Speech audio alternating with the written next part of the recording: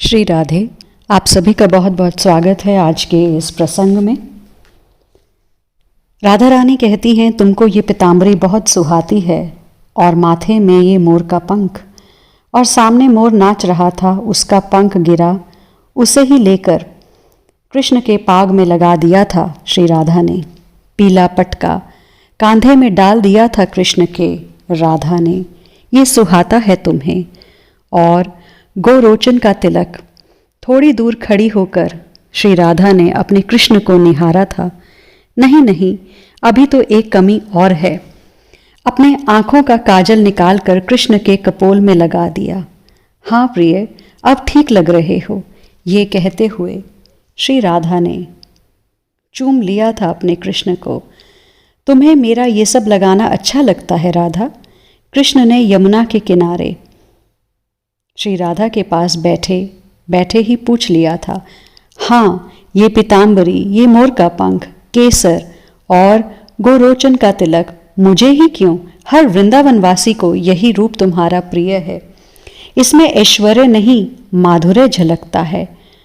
और अगर सुदर्शन चक्र लूँ तो, और चार भुजा? कृष्ण ने हंसते हुए राधा से पूछ लिया था। फिर तो हम वृंदावनवासी डर ही जाएंगे, राधा ने सहजता में बोल दिया। और क्या, किसी के भला चार हाथ होते हैं? ये तो देवताओं को ही मुबारक हों चार हाथ। ठीक है, मैं अपनी प्यारी के लिए यही माधुर्य रूप ही धारण करूंगा। ये कहते हुए कृष्ण ने श्री राधा को अपने बाहुपाश में भर लिया था। अब यहाँ मथुरा में कृष्ण कहते हैं, उद्धव, तुम ये मेरा मोर मुकुट धारण करो। ये कहते हुए उन्होंने आंखें फिर सजल कर ली थीं। तुम्हें वृंदावन जाना है ना मित्र, इसलिए तुम ये मुकुट धारण करो। शांत भाव से खड़े रहे उद्धव। मोर पंख खोस दिया था पीले पाग में उद्धव के श्री कृष्ण ने। ये मोर का पंख, पर इसे तो छूकर भी हाथ धोना पड़ता है। पक्षी का पंख अशुद्ध होता है, उद्धव ने कहा। प्रेम में शुद्ध अशुद्ध कुछ नहीं होता उद्धव, कृष्ण ने कहा। ओह, वो दिन जब वृंदावन के उस मोर ने मुझे मेरी राधा से मिलाया था। अब नेत्र सजल ही नहीं हुए कृष्ण के, बह चले थे। क्यों इतना प्रेम करते हो इस मोर से? श्री राधा ने पूछा था। क्योंकि मैंने एक दिन, राधे, सुना कि तुम बड़े प्रेम से कह रही थी अपनी सखियों से, वो देखो मोर मोर। मैंने सुन लिया। जब मेरी राधा इस पक्षी को मोर यानी मेरा कह रही है, तो राधा का मोर तो मेरा भी मोर ही हुआ ना। मुझे तो तब से बहुत प्रिय है। कृष्ण रो पड़े। उद्धव, तुम मेरे जैसे हो, मेरे जैसे ही लगते हो। तुमको मेरी राधा मिलेगी, वो देखेगी तुमको, मेरे सखा देखेंगे, मेरी मैया यशोदा और मेरे पिता नंद जी सब देखेंगे। तुम मेरे जैसा श्रृंगार करके जाओ, ताकि वो लोग तुमसे बात करें। नहीं तो वो किसी से बातें नहीं करते, और मेरी राधा और मेरी गोपियां तो पर पुरुष की ओर देखती भी नहीं हैं। तुम्हें मैं इसलिए अपने जैसा बना रहा हूँ, ताकि मेरे लोग तुम्हारा आदर करें। सजा दिया था कृष्ण ने अपने प्रिय सखा उद्धव को। अपने दोनों हाथों से उद्धव के चेहरे को पकड़ा और बड़े प्रेम से बोले, ये चेहरा आज कितना भाग्यशाली है, जिसे मेरी राधा देखेगी। उद्धव, मेरा सच्चा भक्त वो है जो अपना मन मुझ में लगाए। पर गोपियों ने अपना मन मुझ में नहीं लगाया, बल्कि अपना मन ही मुझे दे दिया। अब उनके पास मन ही नहीं है। उद्धव, गोपियों के मन में मैं नहीं हूँ, उनका मन ही मैं हूँ। कृष्ण ये कहते हुए आज फिर रो पड़े थे। कृष्ण, ओ कृष्ण! कृष्ण के महल में आकर बलराम ने द्वार खटखटाया था। कृष्ण ने खोला द्वार। भैया आप? कृष्ण ने बलदाऊ को देखा। सुबह सुबह तो पूछ बैठे। हाँ, मैंने सोचा कि प्रातःकालीन भ्रमण में तुम्हें भी अपने साथ ले चलूं। नहीं बड़े भाई, आप जाओ, मैं अभी नहीं जाऊंगा, कृष्ण ने कहा। अच्छा मत जाओ, पर ये उद्धव को क्या बना दिया तुमने? बलराम हंसे। अपने जैसा ही बना दिया। उद्धव तो बिल्कुल तुम्हारे जैसा ही लग रहा है। बलराम फिर हंसे। मैं उद्धव को वृंदावन भेज रहा हूँ। कृष्ण ने अब गंभीर होकर ये बात कही। क्या, उद्धव को वृंदावन? पर क्यों? बलराम ने पूछा। उन विरह संतप्त लोगों को सांत्वना देने, कृष्ण ने कहा। क्या उन्हें सांत्वना सच में मिल पाएगा? बलराम के नयन भी सजल हो रहे थे। क्या उन ममतामयी यशोदा को सांत्वना दे पाएगा ये उद्धव? क्या तुम्हारे बिना गए वहाँ किसी को भी सांत्वना मिल सकती है? वो सखा, वो गोपियाँ, वो पिता नंद, मैया यशोदा, वो क्या इस तरह के सांत्वना से शांत हो पाएंगे? कृष्ण कुछ नहीं बोले। क्या हुआ कृष्ण, क्यों सिर झुकाकर खड़े हो? माँ रोहिणी ने भी तभी कृष्ण महल में प्रवेश किया। ओह माँ रोहिणी! कृष्ण और बलराम दोनों ने प्रणाम किया। उद्धव भी पीछे नहीं रहे माँ रोहिणी को प्रणिपात करने में। देखो ना माँ, वृंदावन में उद्धव को अपने जैसा बनाकर ये कृष्ण भेज रहा है। रोहिणी माँ ने उद्धव को देखा। वो यशोदा मैया, वो सखा, वो गोपियाँ, वो राधा कितनी भावुक हो जाएंगी इस उद्धव को तुम्हारे भेष में देखकर। पर तुम्हारा कोई विकल्प नहीं है कृष्ण। उद्धव को मैं अपना विकल्प बनाकर कहाँ भेज रहा हूँ माँ, मैं तो इसे अपने आप से मिलाने ही भेज रहा हूँ। कृष्ण के मुख से ये बात सुनकर रोहिणी माँ को भी आश्चर्य हुआ।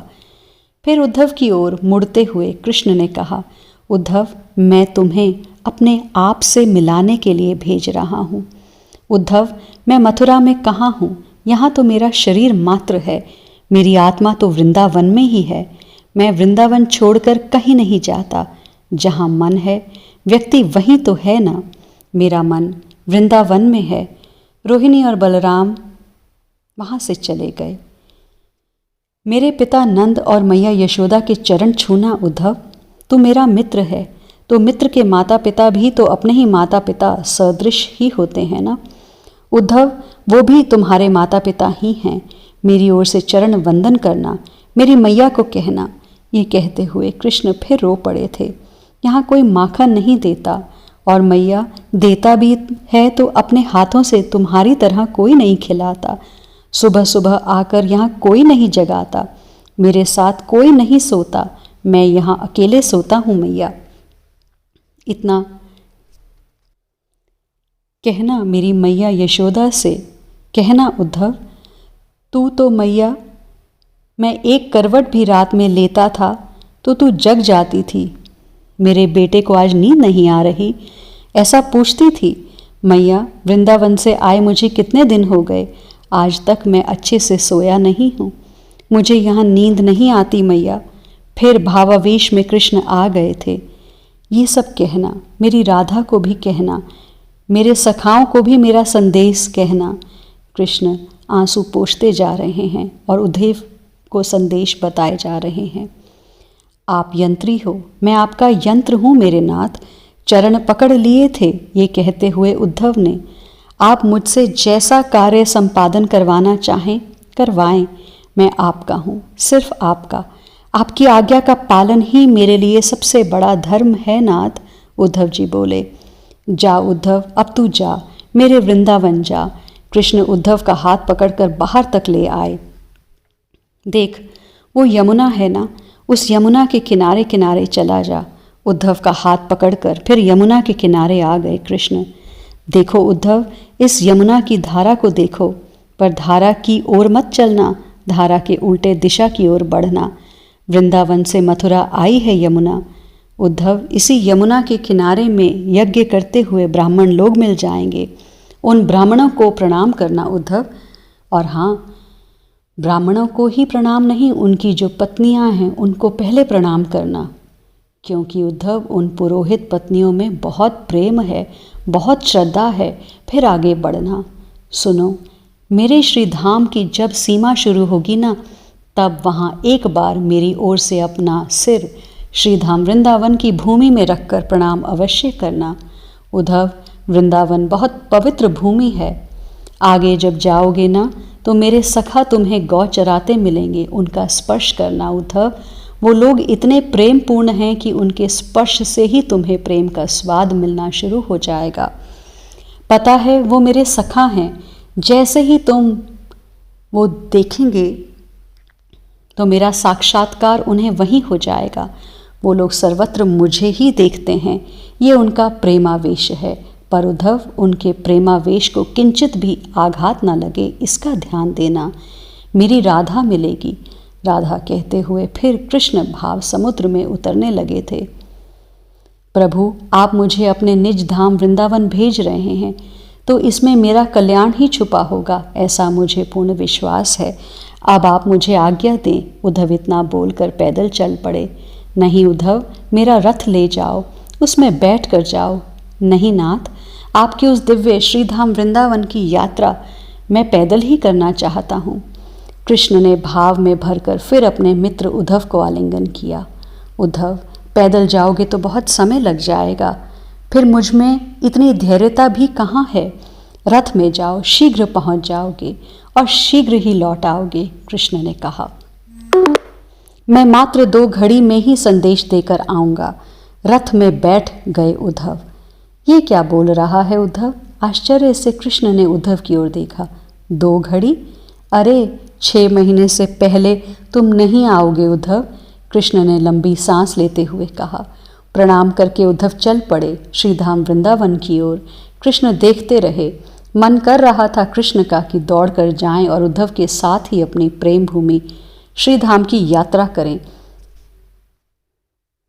कृष्ण वहीं खड़े रहे, तब तक खड़े रहे जब तक उद्धव का रथ कृष्ण की आंखों से ओझल नहीं हो गया और उद्धव की वृंदावन यात्रा यहाँ से आरंभ होती है। ये प्रसंग है द्वंद्वातीत का द्वंद्व, शोकातीत का शोक, पूर्णानंद का विलाप। यहीं से तो प्रेम देवता का प्राकट्य होता है। शेष चर्चा आगे। आज के लिए इतना ही। श्री राधे।